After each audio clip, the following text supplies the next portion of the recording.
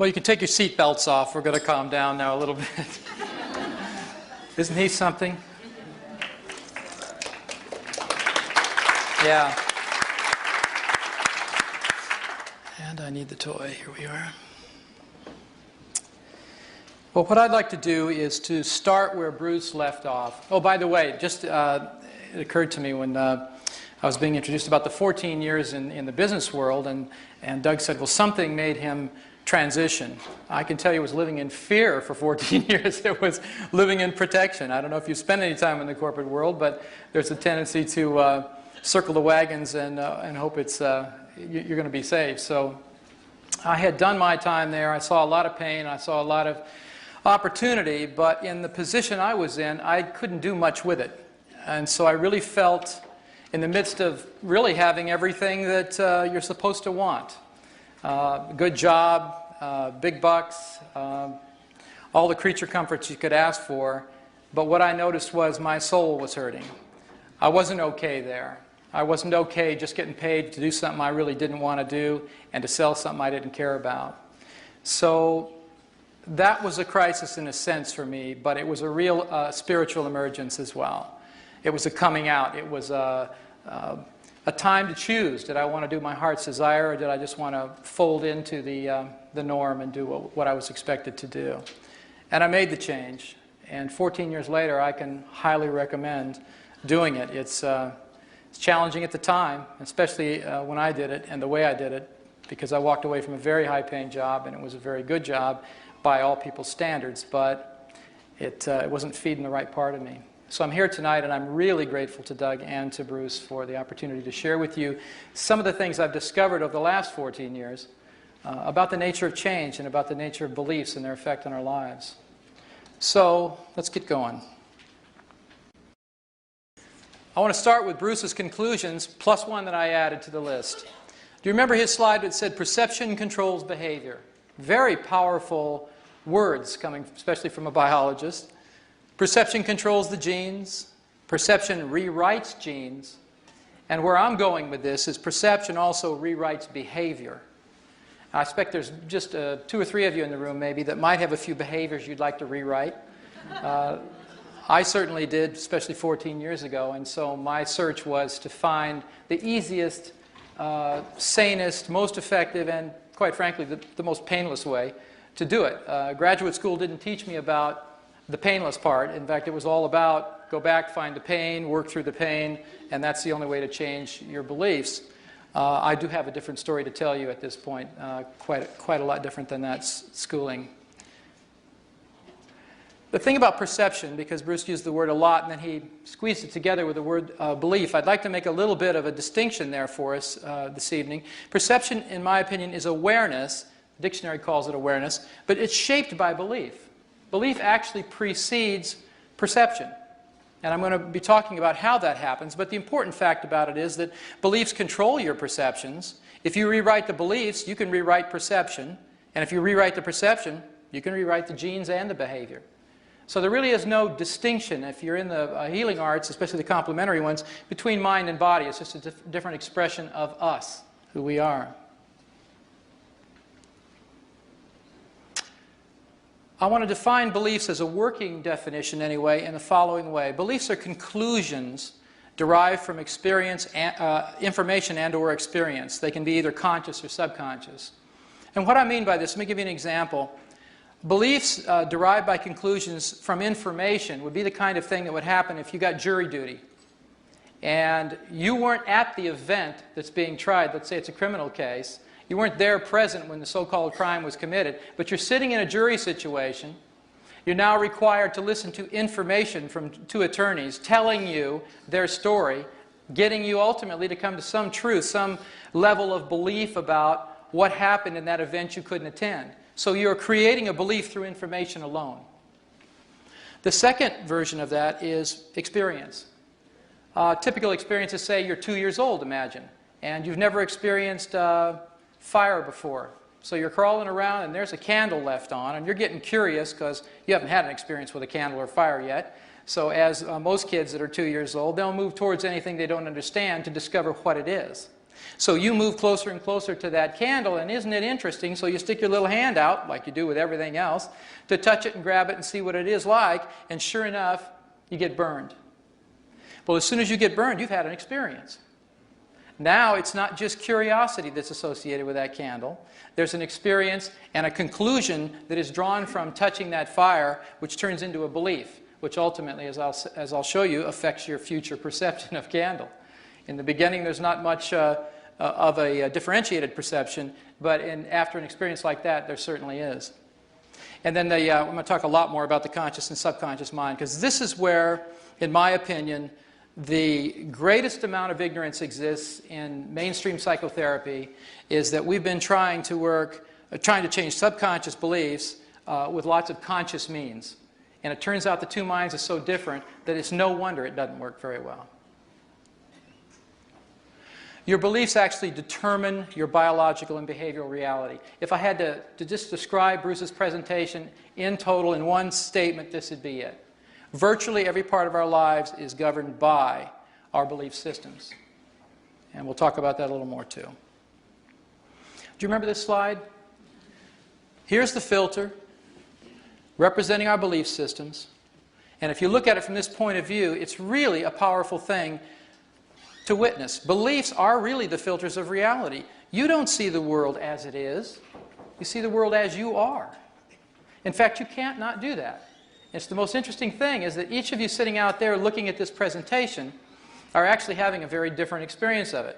You all have the illusion it's the same experience. You'll talk about having been here, but it's not the same experience for you at all. Your set of filters about who I am, what I'm saying, where this place is, how you're feeling right now, that all profoundly affects your experience of this evening. So you think, well, it was a fact, here's what happened. But then you start talking to your friend that you came with or someone else that attended this particular event. They had a very different experience. So it's always that way. And if you can remember that, as soon as you're thinking, well, I've got the facts straight about something, remember, the facts are your subjective opinion, your filters of reality. And that's what perceptions are all about. That's what really matters here. Beliefs create perceptions, and they affect virtually every area of your life, as I mentioned. Self-esteem, for instance. I mean, your perceptions either define you as worthy or worthless in relationships, either loved or unloved. With respect to prosperity, that's a pretty popular one. You either can attract money easily in your life, or your perception is it's hard to get and hard to keep, and you'd mismanage it anyway. You look at your job performance. If your perception of yourself as a competent person or an incompetent person, it's going to make a heck of a lot of difference in terms of how you perform your job, and also the perception of others, of course. Mental health, you can see yourself as generally a happy person or a depressed one. Physical health, I mean, Bruce's presentation makes that pretty clear. The psychology profoundly impacts the biology of the body.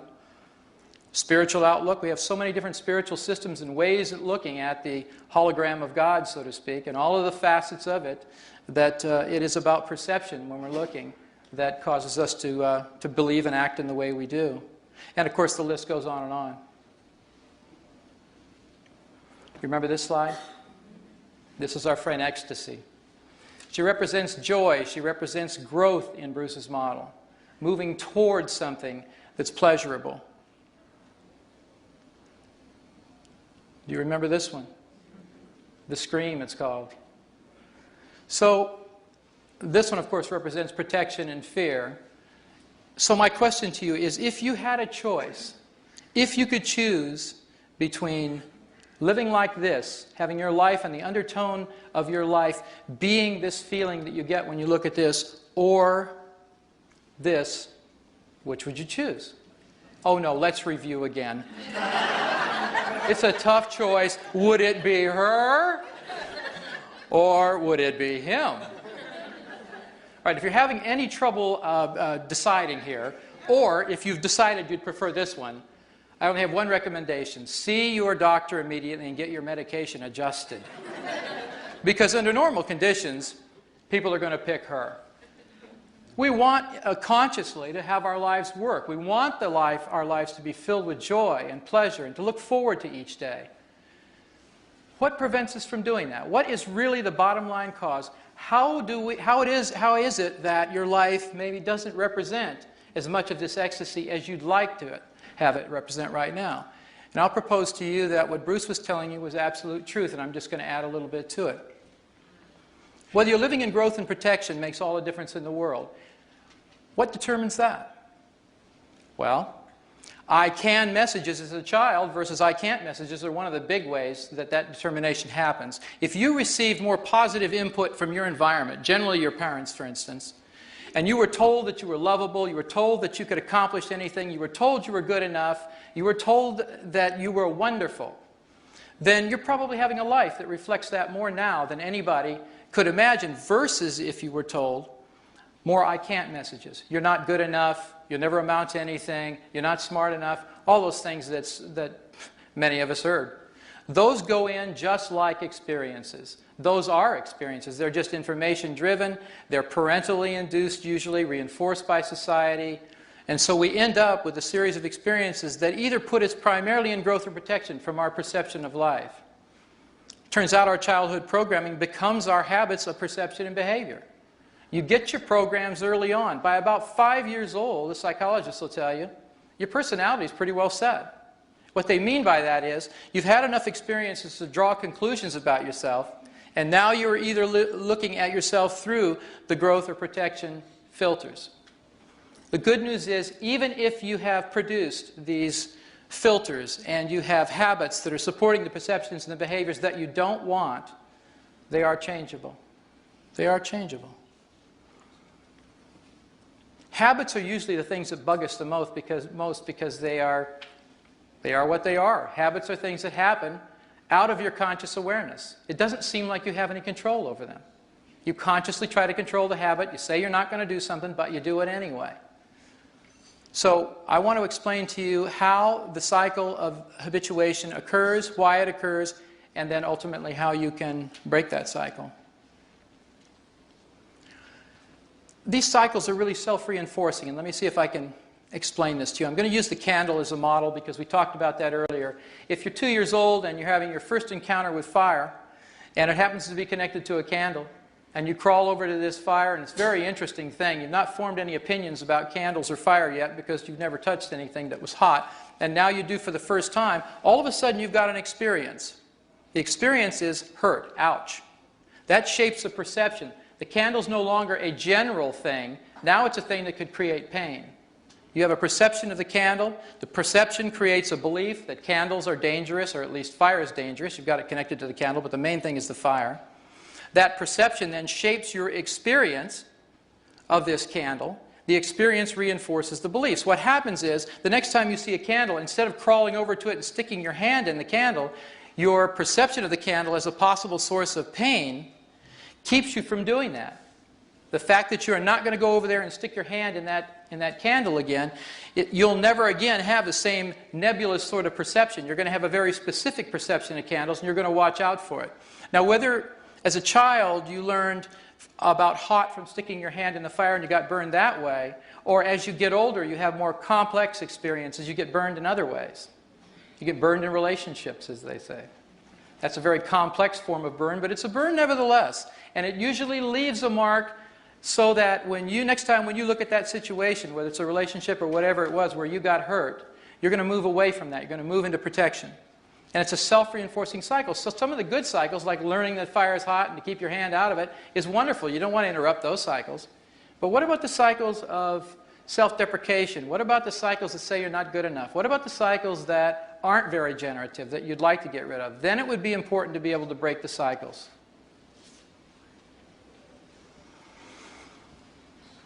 Basically, breaking the cycle amounts to rewriting the software of your mind, because then you can change the printout of your experience. As Bruce said so eloquently, it's about your perception. If you can change how you perceive the environment, essentially how you can perceive yourself in the environment, you can change the environment. You'll be treated differently the second you treat yourself differently. We're told that, day in and day out by all the positive thinkers, but they stop at that part. And then what do you do? Well, there is something you can do, but how do you do it? It requires two things, really, information and tools. I'm going to give you a little bit more information, and then we'll get to the tool part. And please understand that with respect to the tools and the confines of my situation tonight, which is 1 hour, not 2 days in a workshop, I'll be able to hopefully demonstrate at least one of the PSYCH change processes that I've developed over the years so that you can get an idea of how quickly a belief you may have had all of your life actually can change, and how you can verify that it's different as soon as it changes. So we'll be doing both things. Now, one of the key pieces of information you need to be aware of that makes all the difference in the world is that you don't have one mind, you have two. I mean, haven't you ever tried to change your mind only to find out your mind is a mind of its own? Bet you have. And I'll bet you relate to some of these things down here, the ways in which people try to do that. If you've ever promised yourself you'd get in shape, but then you didn't. Ever made a New Year's resolution you didn't keep? Ever tried to quit smoking? Try to stop procrastinating. That's a favorite one. You swore you'd never get involved with another relationship, but you do. And the list goes on, and you can fill in your favorite personal one down there about what you've tried to change, and you said you wanted to change it, so there's a conscious intention, a commitment. You're a bright, energetic, committed person, but somehow it just doesn't come off. It doesn't happen, even with your intention focused in that direction. Let me give you a little rundown on how different those two minds are, because this is very important in understanding the nature of how change can take place very quickly and why it's been so difficult with the tools we've been given for the past 35 years, which are mostly positive thinking, affirmations, willpower, that sort of thing. I don't know about you, I tried them all. You know, they worked maybe 20% of the time, very frustrating, but it was best we had at the time, so people kept doing it. Just say your affirmations, just do that meditation, just do it over and over and over again. The problem was, it turns out, we were mostly talking to the wrong part of the mind that's in charge of habits, in charge of the change. Look, conscious mind's volitional. It sets goals, judges results, and it likes to try new things. That's the one that says, hey, there's something good happening, let's go out and do it. Let's go into an environment we've never been in. Let's ride the killer roller coaster. Let's do a bungee jump, you know. It's the one that would say, hey, that's a great idea. But your subconscious mind didn't like that at all. Subconscious mind says, it's busy monitoring the operations of your body, basic things like motor functions, heart rate, digestion, and it prefers the familiar. It's the part of you that likes to play it safe. It wants to know what's going to happen in the next moment. It doesn't want something new to contend with. Its basic job is to keep you alive and safe. So why would it want to bungee jump or get on a roller coaster? It's not interested in that. So remember, volitional and habitual, two different components of you completely. The conscious mind thinks abstractly. It's conceptually based. The subconscious mind thinks literally. It sees the world through your five senses. Bruce mentioned the five senses. You're going to see, hear, feel, taste, and smell. That's the only way the subconscious mind can know reality. The conscious mind is the one that reads all those self-help books. It's the one that says, yeah, aren't we inspired? Let's go for it. It's got all of that energy about what you're going to do. It thinks up all those really great ideas. But without communicating the ideas to the subconscious mind adequately, you usually don't go anywhere. You get very excited. You ever been to motivational speeches? I mean, just plain flat motivational speeches. I mean, when I was in the corporate world, boy, we just did a lot of those. And I'd go into those things and they'd just whip you into a frenzy. I was clapping and stomping and yelling and screaming, and I was so happy. And then as soon as that motivational speaker left, so did the motivation. If you didn't get him or her to come back, which is the point of it, of course, if you come back and get that fixed, you get cranked up again. But there's a better way to do that. There's a better way to get to that place and to stay there, and it has nothing to do with motivation, actually.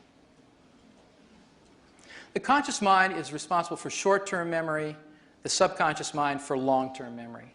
Now, the short-term memory has a little trick to it. I don't know if you know this, but it's an interesting fact. The average length of short-term memory in human beings is about 20 seconds long, short-term memory. Now, I thought that was really interesting because do you know how long it takes to look a phone number up in a phone book, take the coins out of your purse or pocket, and get them into a machine and dial that? 25 seconds. God's little trick. Yeah. So you can't quite pull that off in short-term memory. The subconscious mind is a very important aspect of this change process that I'm going to be sharing with you because it is responsible for long-term memory. A critical element. If you get up in the morning and you've forgotten basic things that you learned when you were a child, like say walking, things like that, driving as an adult, you'd have to relearn everything every morning when you got up. So you don't have to do that, and you can thank your subconscious mind because it remembers all of those things. It's taken all of that conscious learning and turned it into habitual understanding. Think about driving for a minute. When you first learned how to drive a car, How many learned on a stick shift? I'm just curious. You're old enough to have, okay. Yeah, well, me too. And it was a nightmare. I don't know about you, but I'm sitting in this little car, and I've got a gear shift over here. It was on the column. That's how old I am. It was on a column shift, and I got 2 feet, but they're 3 pedals. I'm thinking bad engineering right away. You know, it's a problem. What am I going to do with those? Then you got mirrors. You got people coming this way, people behind you. You got to steer the darn thing. You got to clutch, accelerator, brake. I mean, it was completely overwhelming, not counting my father, who was sitting next to me, yelling at me the whole time because he wanted to save his transmission in that car, and I'm popping the clutch, and it was an awful experience. But eventually, having survived it, I was able to move into an automatic version of driving, and now I don't think about it at all. In fact, most people don't think about driving at all. I noticed since I got here anyway. This is a very interesting place. But you know, the beauty of it is you can have a conversation on the way from point A to point B. You don't remember driving at all. You had a great conversation, but somehow you get there. What's that about? I mean, who's paying attention? Fortunately, you have a very powerful part of you that is paying attention. That's your subconscious mind. That gets you around when you're doing the things that are really fun, and it takes care of most of these baseline things that would consume all our time if we had to do them consciously. All right, the conscious mind is time-bound, which means it's past and future based. And for most conscious minds, if you're living with the scream mentality, you spend most of your time regretting your past and agonizing over the future. So that's not very much fun. Your subconscious mind is timeless, however. It thinks in the proverbial present moment only. So when you're talking to the subconscious mind, this fact is very important. It doesn't understand future tense requests. If you put your request, what you want, in a future tense for the subconscious, it mostly yawns and goes back to digesting your dinner because it doesn't get it. So you have to talk present tense. Now that seems a little crazy from your conscious mind's point of view because it's thinking, well, that hadn't happened yet. If I'm making up this statement that I want to be true, shouldn't I say I want it to be true? Only if you're trying to convince your conscious mind. So there's some rules about how you address and communicate with the subconscious that are very important to making it all work. Another difference, very important one, the conscious mind has limited processing capacity, maybe 1 to 3 events it can handle at a time. If you're at home and the phone rings and you're watching a TV program and somebody walks in from the kitchen and they want to talk to you, about that time when those 3 things are going on, you're saying, wait a minute, one thing at a time, well, you know, I got to stop now.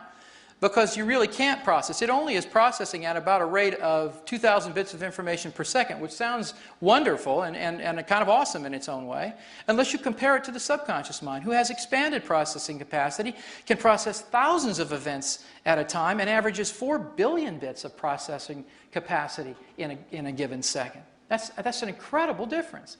But if you think about it, this part of your mind would have to do that. Remember, it's in charge of motor functions. You can't walk, talk, digest your food, do respiration, digestion, or any of that without a huge amount of processing capacity. You couldn't sit up in your chairs.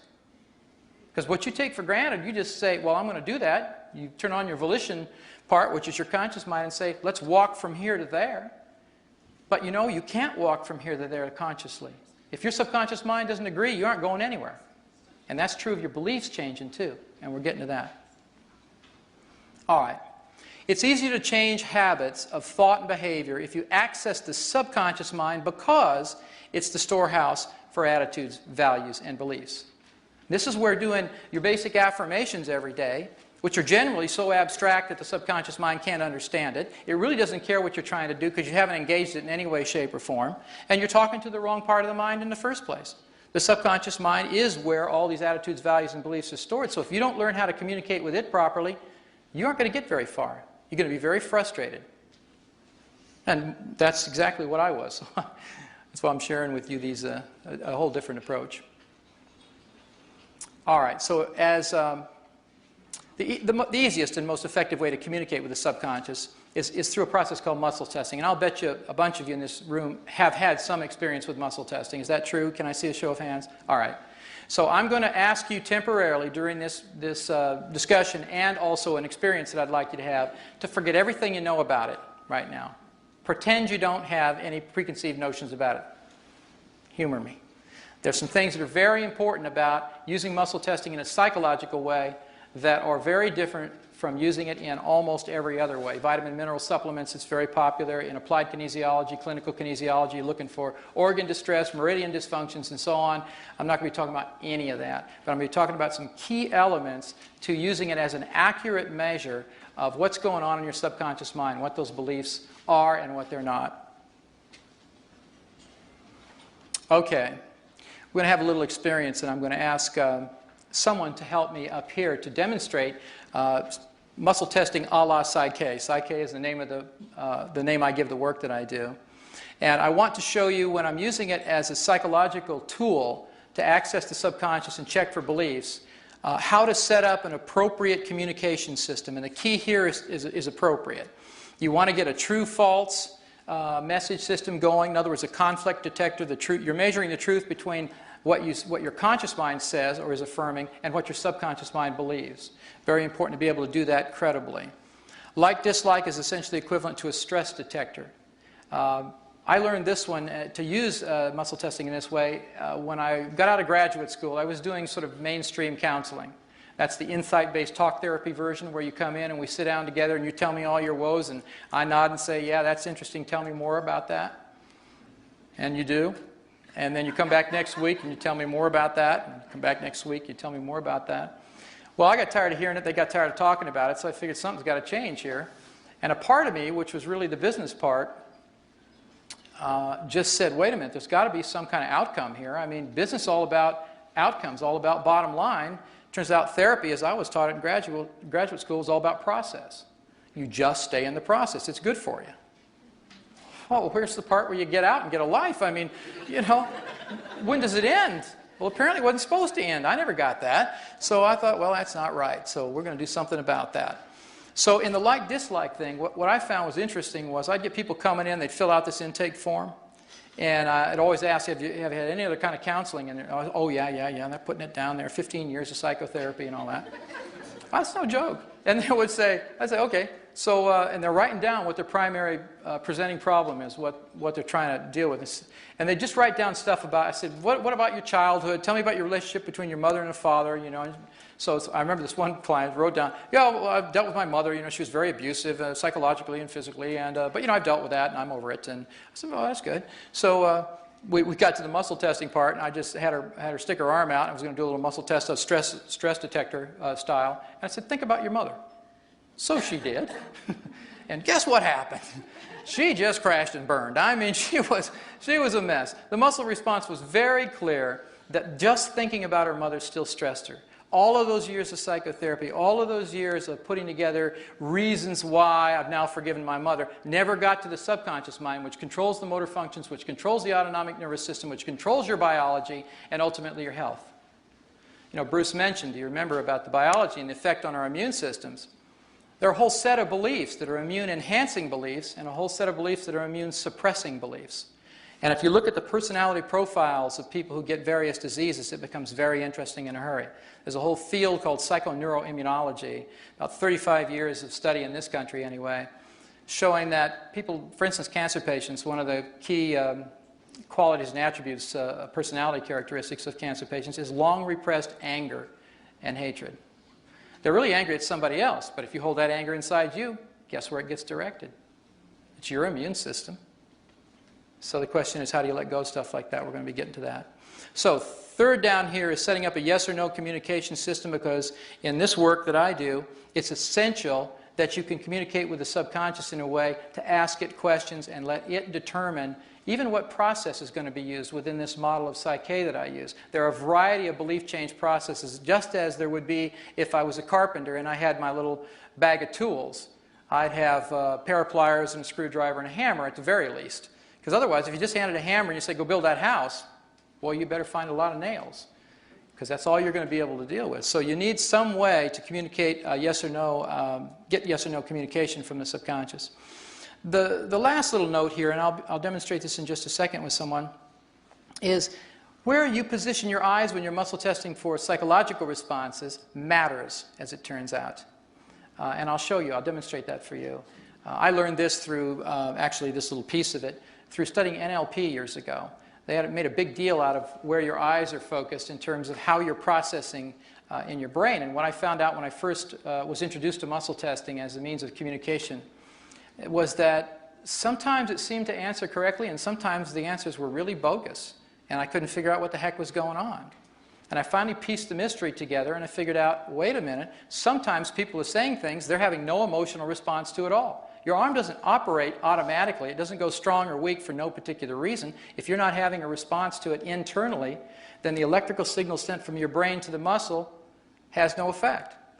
So I want to show you how that works, and then I'd like you to just have an experience of this, because when I do a demonstration up here, I want you to be wired into what's actually going on and not just watching me do something up here that you're not familiar with. So I would like to invite someone who would like to help me demonstrate this muscle testing process to come up. Okay, would you mind? That's great. And you might want to come over here.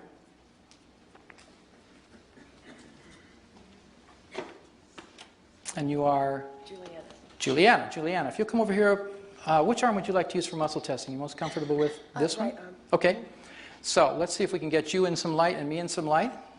This is good. Okay. I'm going to demonstrate all three of these things, and then I'm going to have you do just one for the sake of time and for your experience. But what I'm doing is I'm standing next to Juliana's arm. Rather than in front of her like this, I want her to be able to have clear vision over here and me out of her line of fire.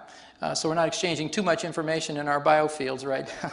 So Juliana, what I'd like you to do is the following. I'm going to be pressing down on your arm gently. I've got my hand here on your wrist rather than on your hand, and my other hand gently on your shoulder.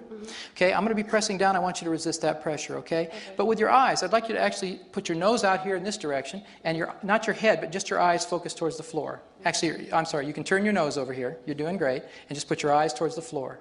And hold them right there. I'm going to press down. Let's just do this together. And I'll tell you before I press, because I'm going to say the words, be strong, okay? Okay. Here we go. Be strong. Good. Now, I'm just calibrating to find out what that's like. Am I pressing okay? It's not too hard. It's not? Okay. Let's try out some stuff and see what happens. So we're going to go with the first communication link up here.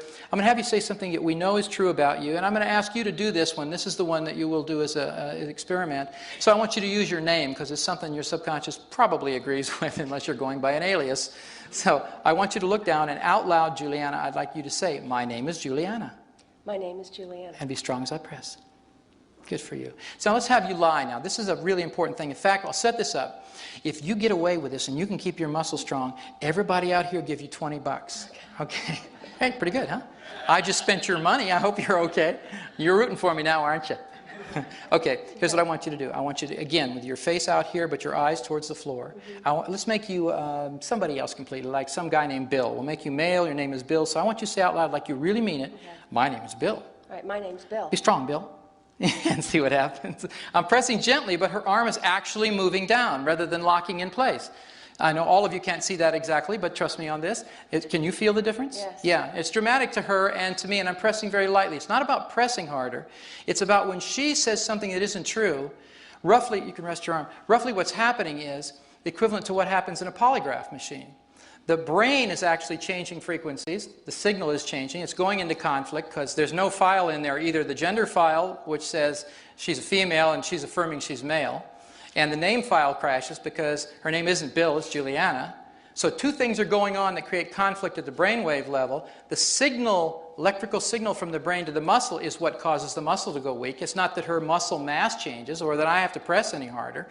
It's simply a restricted signal because of the confusion, the conflict in the brain. That electrical signal is diminished. The muscle response is much, much weaker. So if you can detect this difference, you can set up this binary code. It's a natural biofeedback mechanism built into every one of us. So if you use it properly, it's very, very wonderful to find out what's going on at levels of your consciousness that you can't find out consciously about. So let's do the next one. Let's do an experiment with like-dislike. So what I'd like you to do is this. I'd simply like you, again, with your face out here, your eyes focused towards the floor, think of something you like, a circumstance, a situation you really like to be in, and get the feeling of being in it, and then let me know when you're there. I would like to be in it? You would like, yeah. Feeling a situation you like to be in. Okay. It can be something you've already done, but you can think about it and go, yeah, I like that. Okay. You got it? Be real strong. Yeah, she's really strong to that. She likes that a lot. So we won't have you talk about that, okay? All right. Okay. I want you to switch gears. I want you to think of something that you don't like, equally powerful, but the opposite of that pleasant feeling. And take your time and let me know when you've gotten into that feeling. Something you don't like. Oh, you can think of a food or a person or... Okay, okay. Oh, that helped. What was that the person one she went through? Okay. Take your time. You have to get into the experience of it. And you let me know when you're feeling the feeling of it. Got it? And be strong. Sure enough. Can you feel that? It's real dramatic over here. So she's going very weak to that feeling. I don't have to know what it is, but I can tell it stresses her. It's real easy. We're using this as a stress detector. And the final one is to set up a yes or no communication system. This can be done very simply. All I want you to do in your mind silently is just repeat the word yes over and over and over in your head. So just listen to it silently. And be strong as I press. Good. Repeat the word no. Hear that over and over. Okay. And be real strong. Feel the difference? Yeah. Can you see a little bit of her movement? Because she's moving and that arm is dropping real easily and I'm pressing very gently. This isn't a wrestling match. I mean, some muscle testers just want to yank on your arm and they got all kinds of agendas and stuff. It isn't about that. It's just pressing hard enough on the arm to detect whether the muscle locks in place or unlocks. Because as long as you're getting strong and weak responses and your intention is clear about what you're testing, you have a really powerful internal communication system going on here. So let me propose the following. Given our seating arrangement, I want to suggest this. Instead of standing like I'm standing with Juliana this way, I want you to, in a minute, you'll be standing up where you are, pick a partner that you're close to, and actually stand facing me and have your arm come out towards the back of the chair in front of you. Stand to the side like this, that way you don't hurt anybody.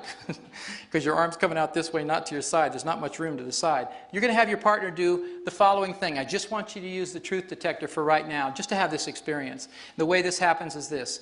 You're going to take your hand, put it gently on top of the wrist, not on the hand that bends here, but on the bone up here. Your other hand, just rest it gently on the shoulder of your partner. They're to be looking, their face is straight, but their eyes are looking down. If your eyes are looking down, you will be emotionally connected to the statement you're making. If your eyes move around, this may not work for you. So this is very important. Head straight, chin parallel to the ground, eyes focused down, and then have your partner say, my name is, and use your real name. So one more time, Juliana. My name is Juliana. And be strong. And I want you to say be strong just before you press, okay, to warn the partners. Because if you just jerk like that or you start pressing when they're not ready, you can't tell when the muscle's strong or weak. So let's switch gears. We'll make you somebody else again. This time you can be some guy named Jim. Imagine you're Jim. Say, my name is Jim. My name is Jim. Be strong, Jim. You feel a difference. Yeah, it's really dramatic and you just press gently. I want you to have this experience because after a little while I'm going to use this muscle testing connection to demonstrate one of the belief change processes. So take about, it won't be more than 2 to 5 minutes at the most. I'll yell at you after a while, but I'd like you to have the experience both ways of doing muscle testing this way and just see how it turns out. Thank you very much, Juliana. Go ahead.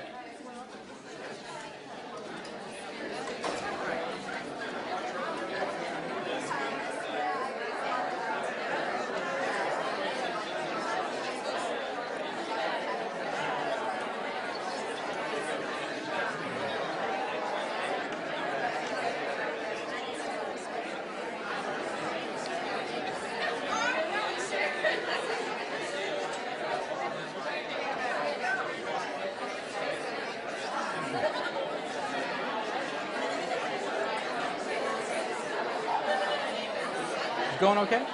Yeah. I went over a little bit, but not too much, 5 or 10 minutes. It's okay. Anybody else looking for a partner? Remember to focus your eyes down. Look down at the carpet.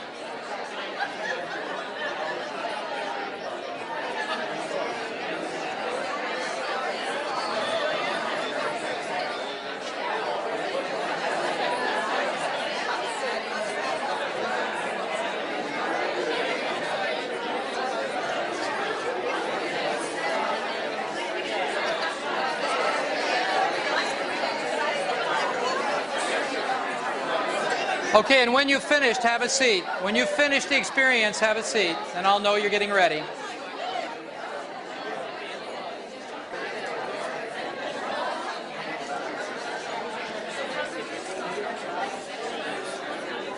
All right. Let's bring it back.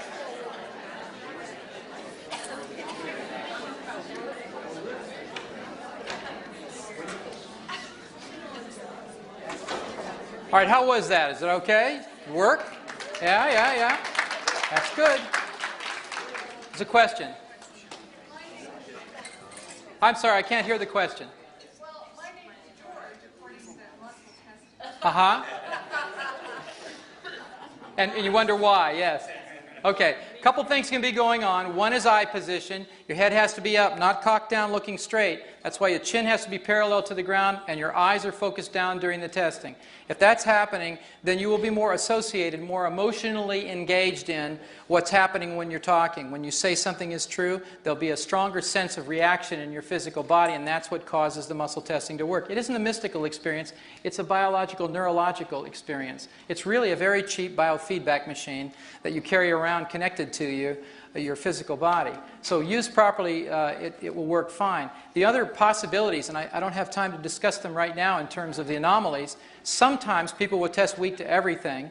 There's a specific reason for that, and it turns out that's an easy correction. Sometimes they'll test strong to everything, no matter where their eyes are looking. And if you're strong to everything, that's another condition in the body that's happening at the time, and there's a corrective procedure for that. But even here, you know, I bet you there 90+% of you had the experience as you normally would, and a small percentage may need some kind of tweaking, in other words, to make it work really well. If you've never experienced muscle testing before, sometimes it can just be plain surprising. You know, it worked. What's that about? Because consciously you walk around thinking you're in control of your body and your behaviors and your responses and all of that, and the fact is mostly you're not.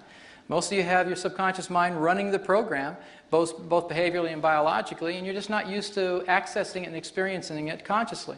So muscle testing is a simple way to do that. So, on we go. Not only do you have two minds, you have two hemispheres of the brain. And this is one of the key pieces also associated with the change process. And I'm going to give you just a quick course, Hemispheres 101 here, so we can move along. Most of you are familiar with the basic concept of brain dominance theory. You have a left brain and a right brain, a left hemisphere and right hemisphere. The left side of your brain is really primary center for logic, linear thinking. It's the primary speech center, so that's where your words come from. It tends to be analytical. It breaks things down into parts rather than putting them together, and it just loves the order and control of things. That's the part of you that thinks it's really good to get to work on time and to get your jobs done on time and can balance your checkbook and all those things that are a function of, you know, ordinary life. So it's a good thing we have that hemisphere. But it's not the hemisphere where you have much fun, I notice. So you want to take into consideration the right brain, the right hemisphere. It's where your emotions are. It's where pictures are made in your head instead of words. It tends to synthesize rather than analyze. It puts things together rather than breaks them apart. And it tends to be the one that enjoys that feeling of being spontaneous and free. So when the weather's great and you could go do something really fun, that's the part that argues, let's go. And the other side says, no, we've got to get our work done first. So sometimes they compete, in fact, almost always, for your attention. And control of your system, by the way. The arrows down at the bottom represent this crossover relationship between the hemispheres of the brain and the side of the body that they control. For instance, the left hemisphere of the brain controls motor functions on the right side of the body, and vice versa. The right hemisphere controls them on the left.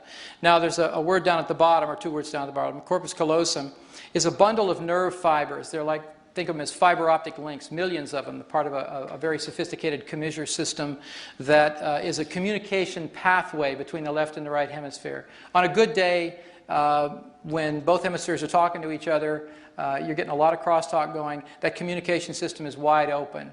So it's really a bridge between the hemispheres. And when things aren't going so well, or you get stressed, as Bruce was talking about, the fight or flight response, what typically happens here is that commissure system, that corpus callosum, shuts down, like it becomes a barricade rather than a bridge to crosstalk. And so you will go into a favored hemisphere to deal with a given situation. It's not that people are all left brain or right brain. The research was very clear about that, but the pop culture didn't get that part. It's much easier to write about, oh, what are you, left brain or right brain? Well, guess what? You got two hemispheres and you're both. The issue is, in a given situation, if you learn to over-identify with the qualities and attributes of one hemisphere versus the other, you will do that habitually until that's changed. The ideal circumstance, obviously, is to have both hemispheres working all the time, to be in a state I call the whole brain state, because then you have all the qualities and attributes available to deal with almost any situation. You don't automatically go into protection in a situation unless it's warranted, and then you can go there, because sometimes fight or flight's a good thing. You know, you got to get out of there, get the blood out of the viscera, get it to the limbs, and get out of Dodge. So It's all right to have that happen, but you want to be able to control it. You want to be able to perceive your reality through both hemispheres at the same time. This little tidbit will come up in a little while, so I just wanted you to have a working reminder about it. The other thing is, the mind is not the brain. This is a very important concept. Bruce alludes to it all the time because he talks about it's about energy. I mean, in the final analysis, the physicists tell us it's all energy. So you've got a whole bunch of people here and here are complementary healers, and you say, well, do you do energy work?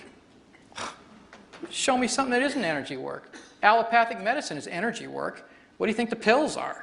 It's all molecules vibrating at some frequency. You're just ingesting them or injecting them or doing something, but it's all energy work in that sense. You can't not do energy work. Everything's energy.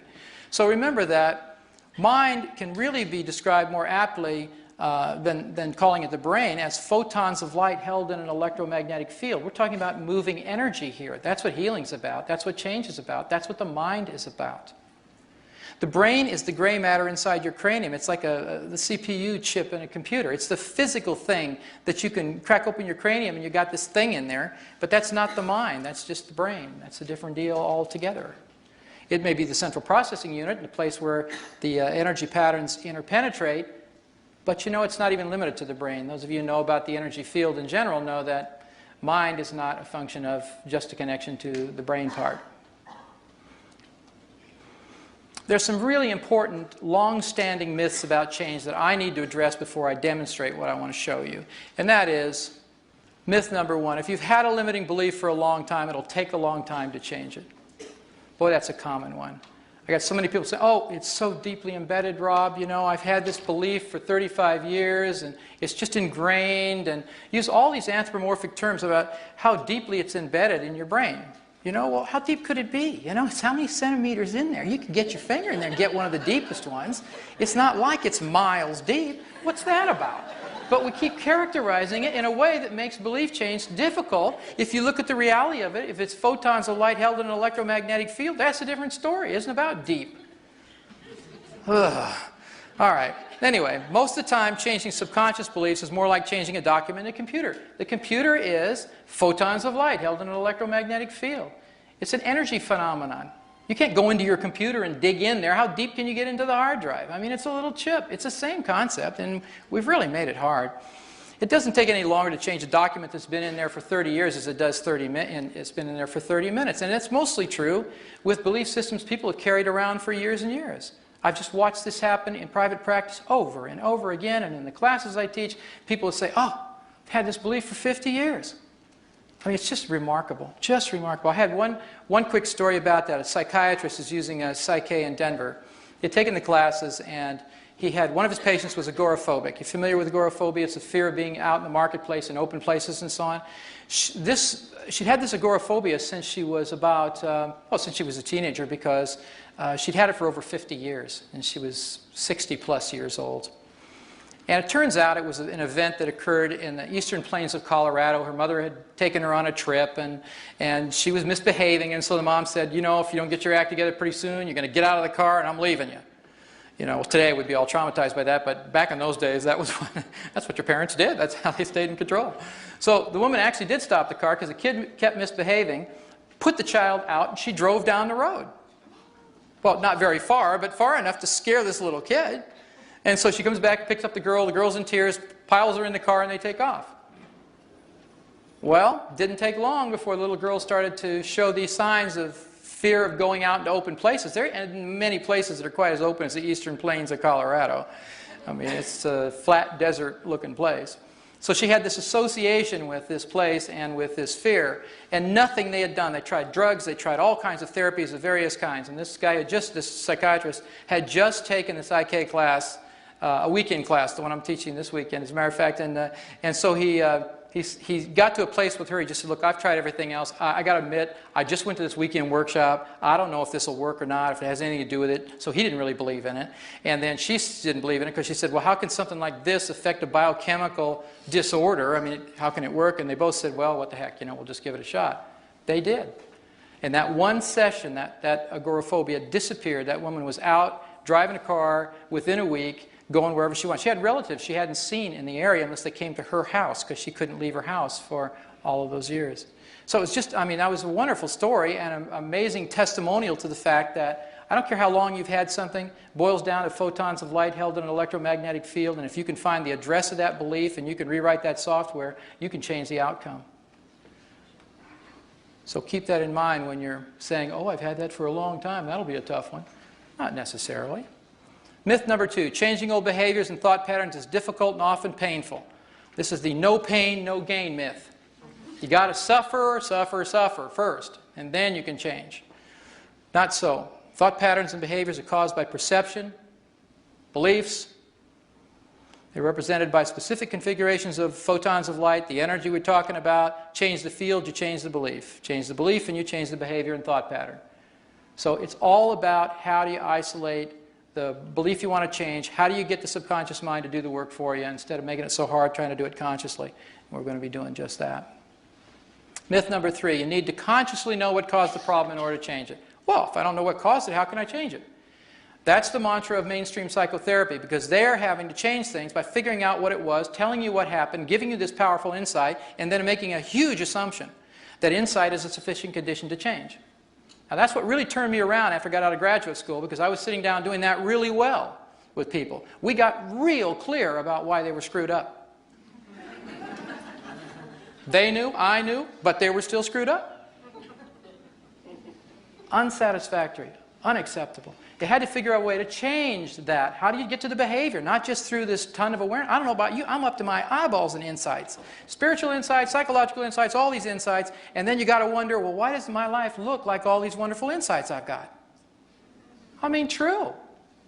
So the reason is we have been talking to the wrong part of the mind most of the time. So becoming consciously aware of the source of the problem is seldom necessary to change most beliefs or behaviors when you're dealing with the subconscious mind. That's where the power is. That's where the juice is. That's where the storage unit is for your beliefs. It's not about willpower. Okay, let me give you an overview of the process that I use, and this is basically the components of it. Think of it that way. To get the job done in terms of speeding up change, and literally it can happen in just a few minutes. Establishing communication with the subconscious is step 1. I was never taught that in graduate school. In fact, I don't think they mentioned the subconscious except talking about Freud. And Freud, I mean, if you listen to Freud, the subconscious is a place nobody wants to go. I mean, talk about a deep, dark abyss of, repressed sexual desire. And you know the term Freudian slip? You know what that is? That's when you say one thing, but you mean your mother?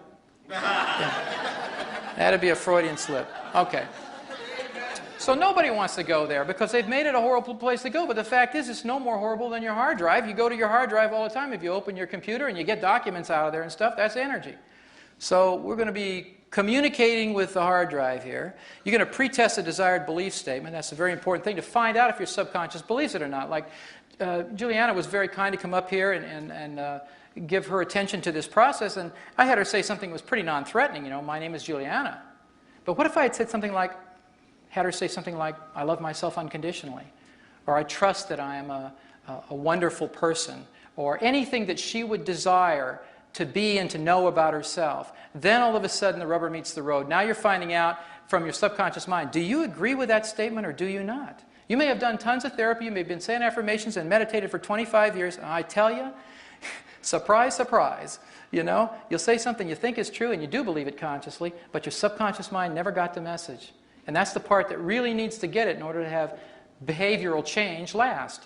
That's why so much change tends to be temporary and made out of lots of willpower.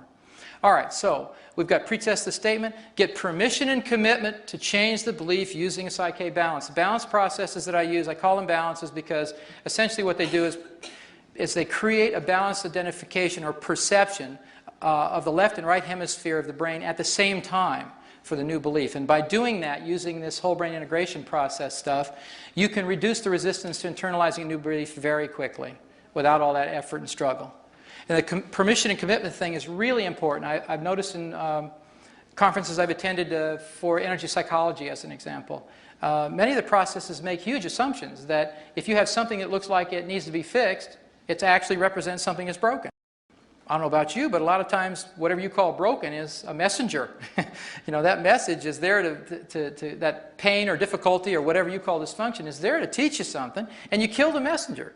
So I found that it's much wiser to find out from the subconscious. It's even a good idea to do what you're talking about consciously before you do it. It saves you a lot of grief later on, and you don't have to get the proverbial 2x4 returning to get your attention because you managed to get a symptom to go away. This isn't about treating symptoms. It's about the cause of the symptoms.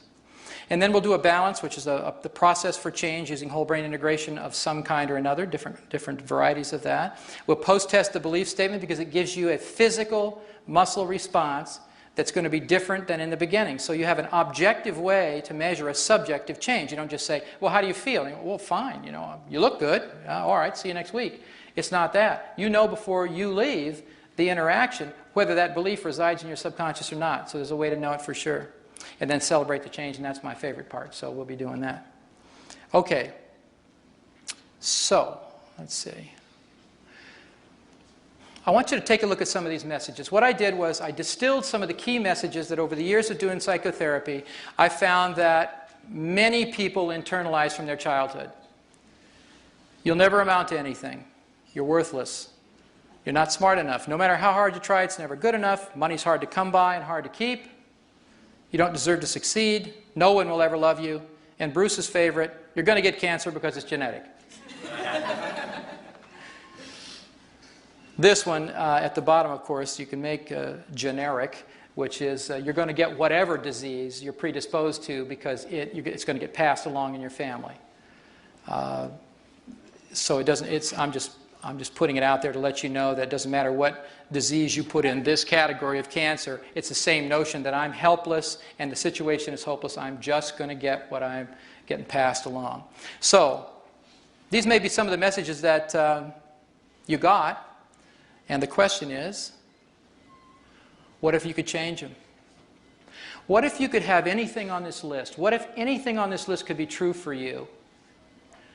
What I'm going to ask next is, I'm going to ask somebody else to come back up to the stage, and I'm going to facilitate a process, first of all, to discover whether the belief that seems desirable to you is currently true in your subconscious, and if it isn't, then I'm going to facilitate a process to make it so. It'll take just a few minutes to do that.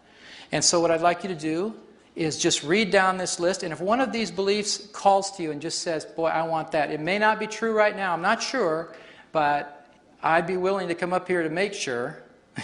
Would you have one? Okay. Come on up. Yeah.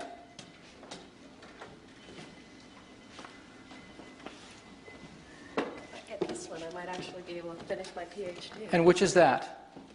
I deserve happiness and success in my life. I deserve happiness and success. And your name is? Karen. Karen. Okay, Karen, I'm going to have you come over here, please. Like about so. And I'm going to have you put your arm out. We're going to do a little muscle testing together. Can I have you turn this way just a bit? Thank you. With your chin parallel to the ground, your eyes focused down and open. I'm going to press down on your arm. I want you to be strong if you can. You ready? Okay. Be strong. Okay. So we're going to do what we did initially to establish communication, because I haven't gotten a weak signal, so I don't know what that's like in Karen's system. So I want you to say out loud, my name is Karen. My name is Karen. Be strong, Karen. Good. Say, my name is Frank. Be a guy named Frank. My name is Frank. Strong, Frank. Okay, can you feel a difference in that? Okay, I'm not pressing hard. I don't want to press hard. I'm not trying to make this dramatic. I'm just trying to press hard enough that she can tell when the muscle locks in place and when it unlocks. So we're getting a very clear signal here.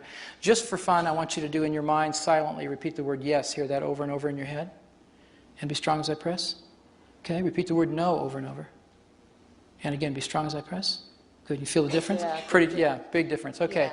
So what we're going to do is we're going to make this a little juicier now. We're going to have Karen actually say her desired statement out loud. We're going to test it against what the subconscious mind currently has residing in there as a set of beliefs and see if she has any beliefs that support that. She may actually not believe it consciously. It's possible she could already believe it subconsciously, and we don't know that until we test. So if you put your arm out again, I'm going to have you say your statement out loud, which is, I deserve happiness and success in my life. Look down and say that like you mean it. Okay, I deserve happiness and success in my life. And be real strong.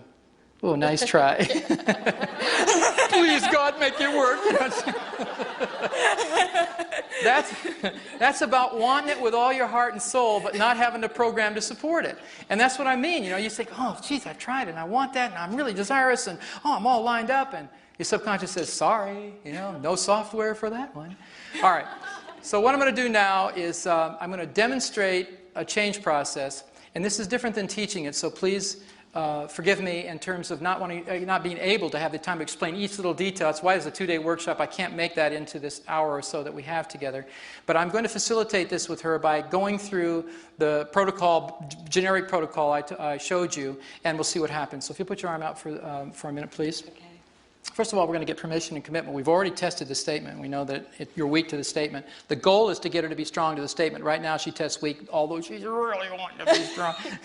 And I can understand that. All right, so I'm going to ask a couple questions. You don't have to repeat any of this out loud. Just listen. And then I'm going to muscle test for yes and no responses and so on, okay? Okay. All right, it's safe and appropriate for Karen to balance for this goal now. So be strong, Karen. Good. We get a nice, strong response indicating yes. All parts of the system are ready, willing, and able to balance for this goal using a new direction balance. So be strong if you can. Good. All right, her subconscious mind just agreed to one of the several PSYCH patterns. You might be asking yourself, how could she know what that is? Well, I'm not asking her conscious mind. Turns out I'm asking her subconscious mind. And the real magic of this is lots of information is shared subconsciously that you're not aware of at all. Every time you walk into a room, especially if you're as close as I am to her right now, much information at the 4 billion bit processing level is being exchanged between us. So if I know what a new direction balance is, turns out I do, I muscle test her and her subconscious mind can actually give me a response to that because it can access my hard drive. It's very interesting about this stuff because I did it in foreign languages just to prove this to myself. What a trip. I got muscle tested in Mandarin Chinese, and my subconscious mind knew what this person was saying. All the muscle responses were correct for the questions that she was asking. So it gets really interesting in a hurry. All right, so here we go. We've gotten as far as doing the actual change process. I'm going to require a chair for this, so if you'll hold on right here, I'm going to grab one. Or I'm not. Oh, here it is. Thank you. All right, I'm going to put you right there, and you can sit down in that chair. Okay? So what we're going to do next is we're going to utilize some of this left-right brain integration technology I spoke about. We're going to set up a system so that Karen's mind can maximize her perception, left and right brain at the same time, while she internalizes this new belief. This is different than just saying affirmations, and I'll explain a little bit about that while she's going through the process. To determine the best way for her to achieve this left-right brain integration, we're going to use her physical body because it's an electrical system. If she crosses her ankle one over the other, her electrical field actually changes. I don't know if you know that, but when you cross your ankles or your legs, you're really changing the field in your entire body. Same with your wrists. Any place you can cross the midline of your body makes a different electrical circuit, just like a circuit board. So watch what happens. If you put your arm out like so, please, and cross one ankle over the other, doesn't matter which one, looking down again with your eyes, I'm going to press down, you see if you can be strong. Okay, switch your ankles the opposite way. Let's see if it makes any difference when I test. And be strong now. Ooh, you see the difference? Go back this other way. Apparently there is a clear preference here. Be strong. She's real strong when she crosses right ankle over left. And remember, this is all in relationship to this goal. This is not a general thing now. We're into a belief change piece. That's the target. And her subconscious mind is telling us, hey, this is the way I need to be configured optimally to get this belief to be true. So while your ankles are in the position that caused the strength, I want you to do the following with your wrist. Put one on top of the other straight out in front of you like so. I'm going to press down on both of them, and I want you to be strong if you can. Strong now. Okay, switch them the other way. Let's see if it makes any difference. Be strong now. You tell me which one feels stronger. Go back to the other way. Be strong now. Okay, and back the other way. Be strong. Yeah, this way does, doesn't it? Like so. Yeah. We're getting a clearer signal. I just had to test a couple times because the difference is fairly subtle. So what you do with your hands now is just go ahead and interlace them like this. You can rest them in your lap. Okay. Here's what I want you to do. And then I'm going to have a little chat with the group while you're doing it. Okay. I'm going to have you close your eyes in a little while, and I'm going to have you be able to silently just repeat the statement. I'll give it to you, and then you're just going to repeat it gently over and over in your mind. And what I want you to do is I want you to actually invite any resistance to the idea, any other ideas like your statement is, I deserve happiness and success in my life.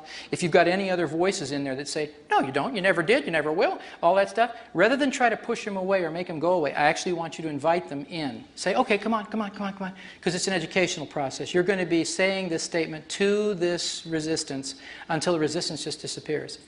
So until you feel either a mental, emotional, or physical change, keep your eyes closed and keep saying the statement to yourself. When you feel that shift, I want you to open your eyes and we'll do the next part of the process. Okay. Deal? Mm-hmm. And I'll amuse everybody out here while you do this. Okay.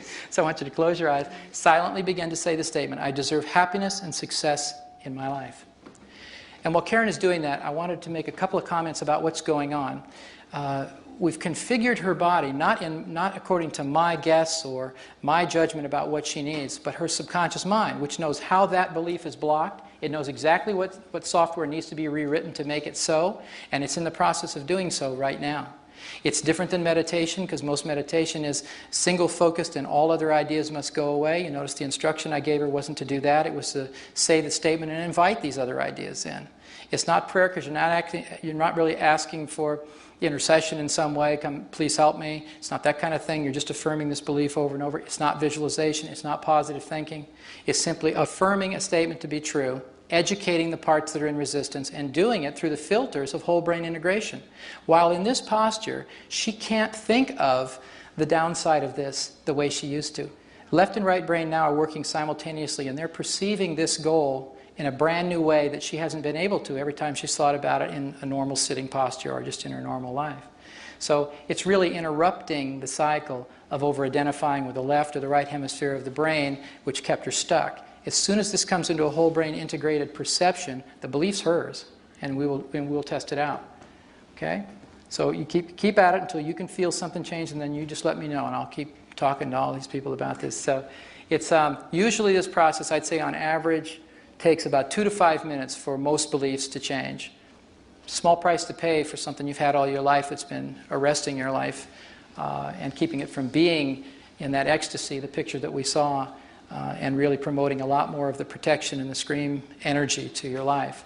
So it can shift, it does shift, and it's not about me doing something, it's about her. In fact, all of PSYCH is really about very little about the facilitator and a whole bunch about the innate wisdom and the divinity within each of us. It's activating that and moving it into a specific area of intention and giving the tools to the subconscious mind to do the job that it is capable of doing with the proper instruction for doing it. Sometimes when the change is taking place, this is another interesting aspect of this process, is that it's not particularly visual. You don't have to visualize anything. If you're not a good visualizer, you don't have to make a picture in your head to make things come true. If you tend to be more auditory, you make sounds in your head, you talk to yourself in your head, you'll go there. However the belief is wired in that needs to be changed, that's what she's going to get internally. So sometimes you'll get pictures, sometimes you'll get sounds, sometimes it's just your body, you're feeling. You'll feel the body change, you'll feel the muscles tense and then release. Happens differently for each person and different with each belief. Okay, she seems to think something's going on here, so we'll check this out. So unhook your ankles and your wrists, unhook these guys. Put your fingertips together like so. Just hold them there. This is equivalent to the save command. If you think about what she was just doing in a computer metaphor, she was editing the documents that kept her from believing she deserves this life that's going to work. Then we're saving this to the hard drive. We're making it a permanent document in her subconscious mind so that it won't just go away. It's the same thing as you always save your work before you turn your computer off, you know, so it's there when you get it next time. Same idea, so you can let go of that. Put your arm out to your side. I'm just going to test to see where we are with the process right now. This is a sort of intermediate deal. So just listen. This process is complete, so be strong if you can. Good. I get a nice strong response. You can stand back up, please. I'm going to remove the chair here. We're at a place where her subconscious just reported to me, I've had enough of that. I got it. Thank you. So we're going to verify it and see if that's really true. So I'm going to press a lot harder than I've been pressing just to make sure if this is true, that there's no doubt it is. I want you to say out loud, I deserve happiness and success in my life. Looking down, say it like you mean it. I deserve happiness and success in my life. And be strong. Yeah, if I let go, she brings like a springboard. Nice going. That's it. Thank you. Good for you. So hang in here for just a minute. So I'm just wondering if, Karen, would you mind saying a little bit about what was going on while you were sitting down there? Well, I started saying all the things, you know, no you don't, everybody's going to be jealous of you, you have to feel guilty, and then all of a sudden it was like, well, wait a minute, God wants everybody to be happy and successful in their life. And if God wants everybody to be happy and successful in their life, God wants you to be happy and successful in your life. Bingo. And when I went through that process, it just, you know, it was very logically based. Mm-hmm. If this, then that, you know. So did you tend to hear, was that a conversation going on in your head more than anything else? But then as soon as I realized that, I felt like just kind of like a lifting, like a happiness type of thing. Well, I think that I deserve happiness and success. Might have something to do with the feeling getting to come in for a change. She went from the scream to the ecstasy pretty quickly right there. Thank you very much. Thank Enjoy you. the change. Okay, thank you so much. Okay. Yeah. Thank you for volunteering. Okay. So, what'd that take? Maybe 5 minutes while I was trying to keep you distracted, so she had some, I mean, consider the circumstances. This is the worst possible place, on a stage with people in an audience doing belief change work, and it works anyway. Imagine if you had the privacy of your own home and one other person to work with and you didn't have an audience the whole time.